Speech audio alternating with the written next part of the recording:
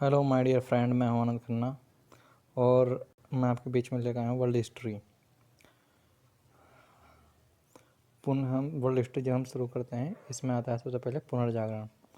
पुनर्जागरण यानी री एवोल्यूशन।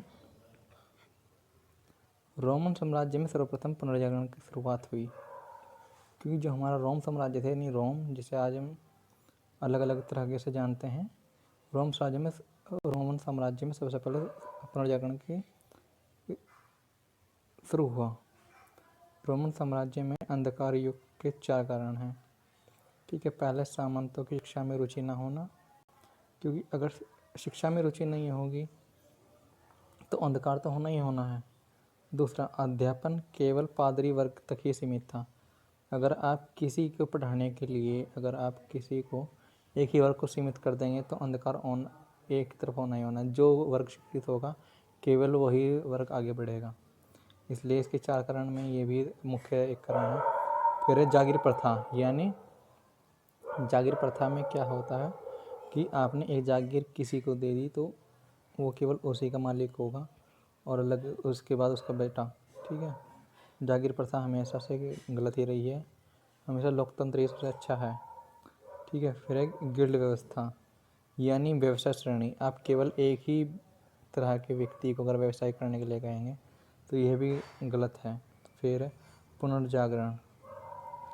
ठीक है, पुनर्जागरण फ्रांसीसी शब्द रेनेसां का हिंदी रूपांतरण है, जिसका अर्थ है पुनः जीवित हो जाना या नव उत्थान होना या बौद्धिक परिवर्तन होना।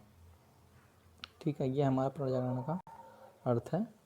पुनर्जागरण काल मोटे तौर पर 14वीं से 16वीं शताब्दी यानी 1350 से लेकर 1560 ईस्वी के बीच माना जाता है। पुनर्जागरण का प्रारंभ इटली के फ्लोरेंस से माना जाता है, जो इटली से प्रारंभ होकर यूरोप के अन्य भागों में फैल गया। क्योंकि जब हमारा पुनर्जागरण था वो इटली से प्रारंभ हुआ, इटली के शहर फ्लोरेंस से प्रारंभ हुआ और ये वहाँ से इटली से प्रारंभ होकर पूरे यूरोप के अंदर फैल गया। इटली के जो महान कवि हैं दांते, 1265 से लेकर 1321 ईस्वी को दांते को पुनर्जागरण का अग्रदूत माना गया। इनका जन्म फ्लोरेंस शहर नगर में ही हुआ था।